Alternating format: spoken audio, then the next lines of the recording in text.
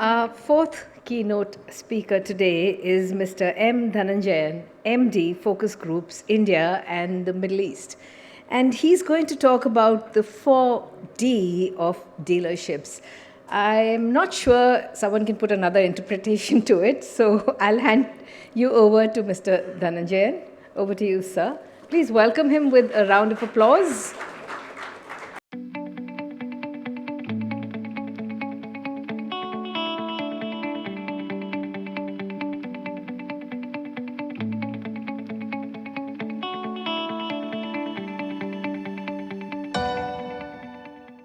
Sometimes the mic is not required for me because of my voice, but still I will use it. Very good afternoon. So just before starting, I need to play some music. So can I ask the guys to play the video? Nowadays, he doesn't have time to drive through, nor is able to stand on it for a whole day. Even after spending a lot, he is uncertain whether the parts were really changed as he was charged for. But smarter people have smarter solutions to every problem. Here we present Focus Track, the future of car service management. From queuing system, support chart, track pick and drop of your vehicle, automatic data fetch, to online payment, you can do complete management right from your phone from any part of the globe. Yes, that's Focus Track. Let's check out in details what it is capable of. Queuing system. Queuing system is usually for large service centers, where managing high number of customer footfall manually is difficult. The queuing system will remove the old method of announcements of token numbers. A customer would receive the updates over SMS or email or app notifications. We also have Net Promoter Score option. Workshop representative can choose the score based on past history while creating a ticket. Support chat. A support chat ticket is created when the customer books an appointment over call or drives his car to the service center. The purpose of creating a support chat is to communicate with the customer easily, from the start to the end of his vehicle service. Customer can chat using web link or from Focus Track app. Vehicle pickup and drop by authorized driver and tracking of the vehicle. The workshop will assign a driver who will pick up customer's vehicle before service and drop post-service at customer's home or office. While the vehicle is on its way to workshop, customer and workshop can track live location of the vehicle. Information generation through key loop with number plate scanning or manually. CCTV cameras at the entrance of the workshop will capture the number plate as soon as the vehicle enters the workshop. Once the number plate is scanned at the entrance, key loop, a third-party integration with the Focus Track app, will automatically fetch details like the name of the owner, vehicle registration number, customer's contact information, etc. This data can be added by the workshop manually as well. Creation and assignment of service ticket to service advisor. With all the necessary details fetched, workshop can create and assign the ticket to a service advisor. Service advisor will check and share the estimated cost and servicing timeline in person or through support chat. Soon after customer's confirmation, vehicle service can be started. The information will get updated on the customer side through the Focus Track app. Automated billing and online payment.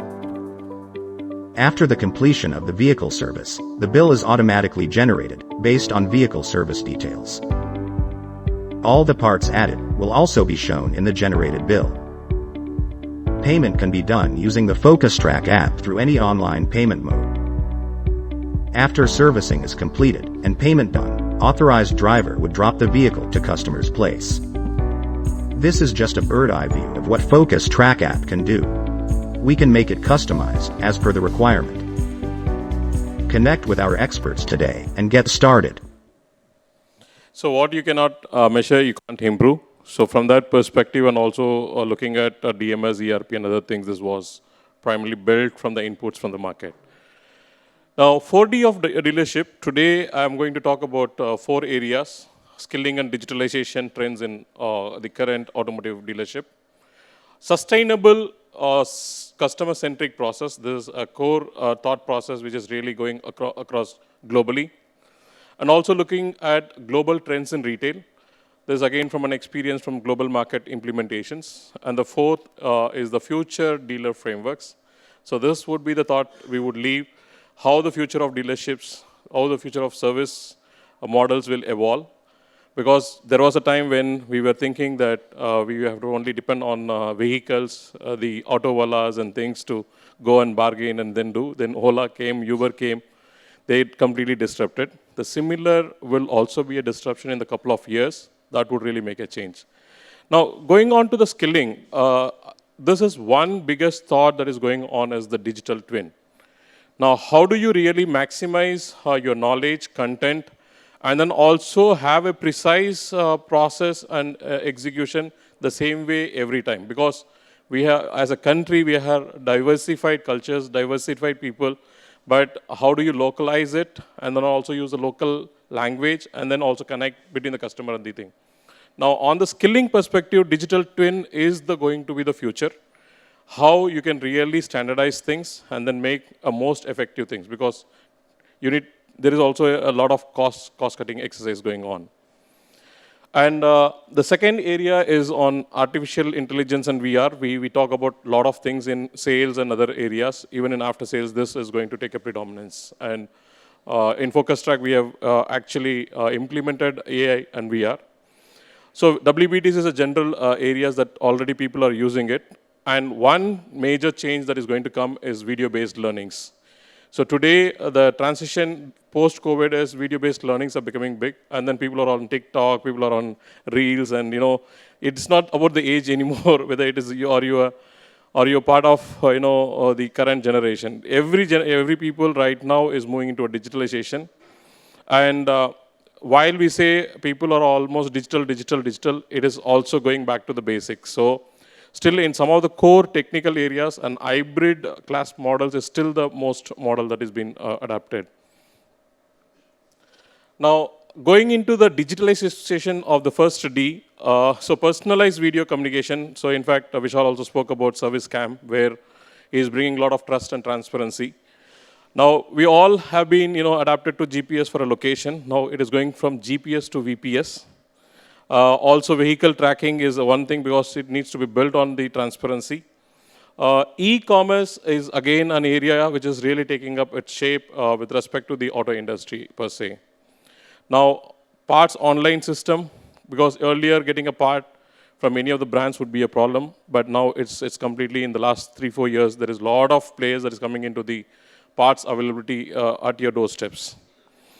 Now, if you look at any model that has been adapted in the industry right now on an app base or anything, it's only one way. So the communication between the customer and the dealership should be as two-way. That's where the focus chat has been enabled.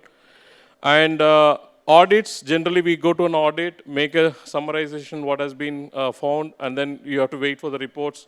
So that is now changing into a digital audit system where people do their internal audits first, and then the compliance is also cross-checked.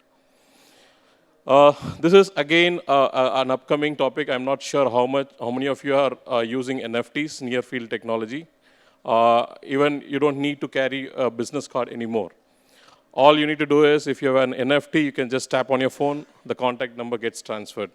And furthermore, on to bring built-in safety, NFT is being developed on an emergency safety where there will be a technology that a kind of a plate that is incorporated in the vehicle. And any emergency cases, they just tap it or just click on a SOS button. The nearest centers will be kind of alerted. So because if you look at it in India, accidents is also one major thing. Safety has to be incorporated. That's where NFT will evolve as a digitalization process. Now, many of us are always used to going to a workshop or going to a non-authorized workshop. We go physically, that is going to change, because a lot of manual work in the dealership has to eliminate. So the future is going to be digital workshop where a contactless journey can be established. And again, in hotels industries, you would have seen a kind of a self-check-in which is getting evolved, where or even in an airport where you don't have to go stand in the counter, just do that. So in an after-sales business globally, a self-check-in process is being evolved as a new service, because we all will come and say, boss, हमने तो 20 साल से देख रहा है, 30 साल से देख रहा है, ये नहीं होगा. But technology is one thing. The biggest implementation teacher has been COVID. Do you guys agree or no? Because anyone who has not been using a Teams or a Zoom or anything, or even my experience earlier, if I go and ask for a meeting that, can we do this online? The guys will say, no, physical pe aana hai. Now, post-COVID, most of the meetings, around 70% of the meetings, they said, if it is a 30 minutes to 1 hour meeting, let's do virtual. So that's the, transformation of the mindset change that has really happened. So whether you like it or not, digitalization will become part of your business process.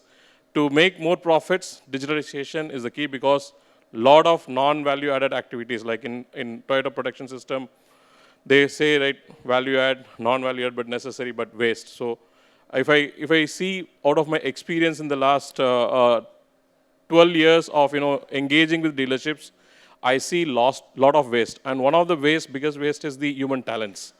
Because they don't use the internal talents to build either a solution or adapt the things because they say, this is how we have been doing it. So one of the major transformation would be, how do you really say that a mindset change would evolve? Talking on the customer-centric process, you all know the evolving processes, the service at the doorsteps. Because if you don't have a pickup drop system or you don't have process that is extended towards the customer doorsteps, you will start losing, to the aggregator-based models. Because, for example, Go Mechanic, they are just 6 years in the business. When I initially had a dialogue with those guys, they were just saying that we were doing like 12,000 vehicles at that point of time. Now, today, they don't own any workshops. They don't own any tools. They don't own technicians or service advisors. Only a technology has disrupted the whole thing. So unless the transformation towards these customer-centric process doesn't evolve, and also people should not look at as human resources. The current topic of global terminology that is used is human capital. So how do I really use that and then convert it to a profitable business? Now all of us know about app-based software, platform as a service, because earlier a vehicle was running on wheels. Today a vehicle is running on a software tools. So it is really very important that we also have to bring in cross-learning implementations in the retail industry. Unless you're not open to that, by the time you see, the change would have already taken place.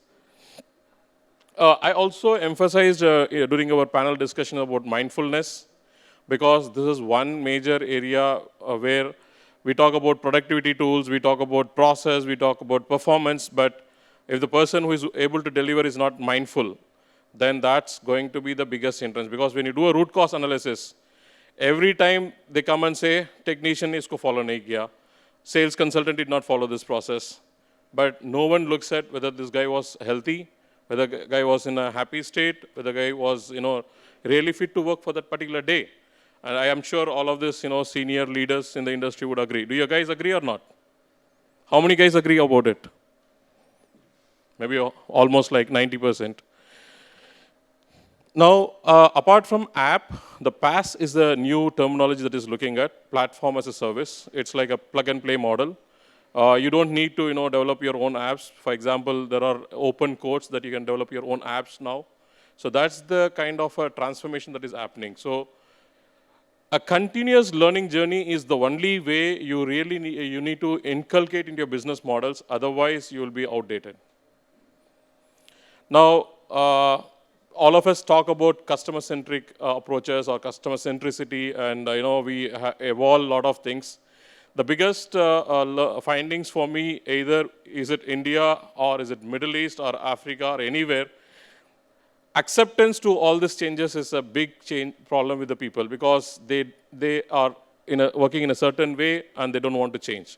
So one of the thought process in the global also is, now the customer trend is changing, especially in the retail is, you have this pickup drop, and all of us are talking about EV. So EV adaptability is a big topic, and EV skilling is a big topic, and also the EV infrastructure is a big topic across the dealership discussions at this point of time.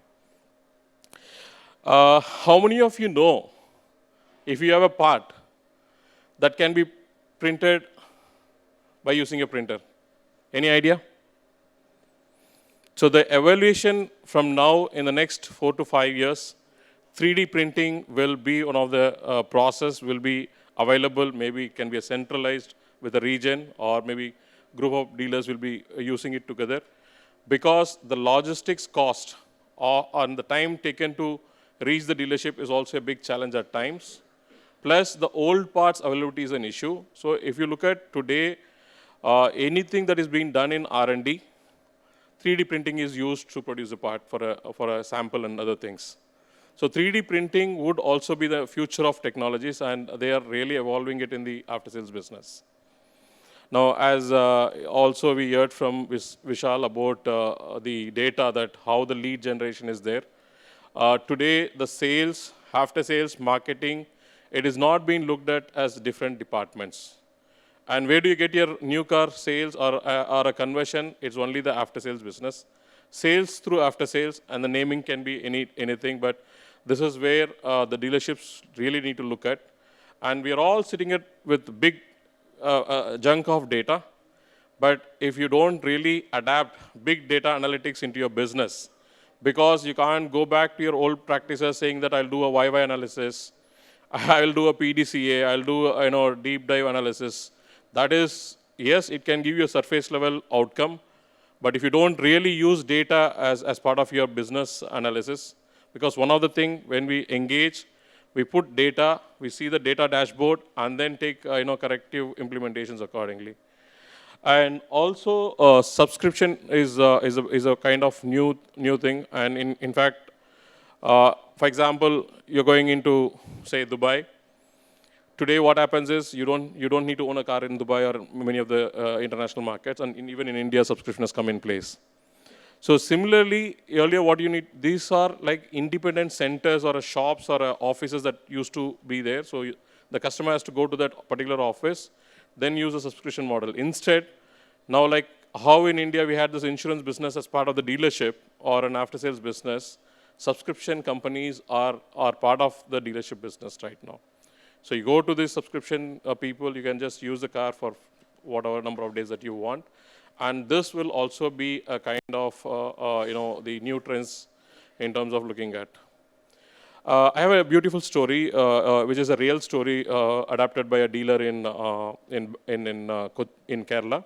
So the story goes on is, today, how much efforts that you can look at in making the customer more convenient makes you to retain the customer. Right from, picking him from an airport, giving him a place to have meetings, and then also go the extra mile to, ensure that all his needs are being fulfilled. So this is the last slide, and we are on time. I have another 1 minute, 30 seconds, which I will use.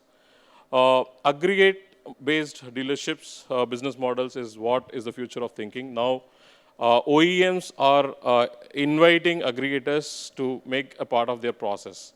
They are discussing problem statements where these aggregators can bring solutions, and then also help them in either a revenue generation or a technology adoption, or even from a service retention perspective.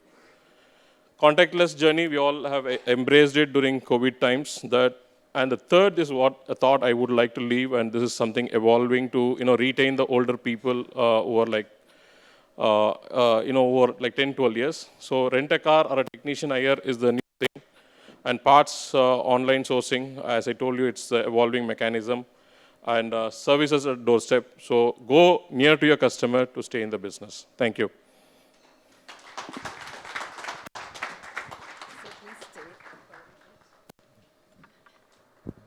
Thank you, sir. That was very, very interesting.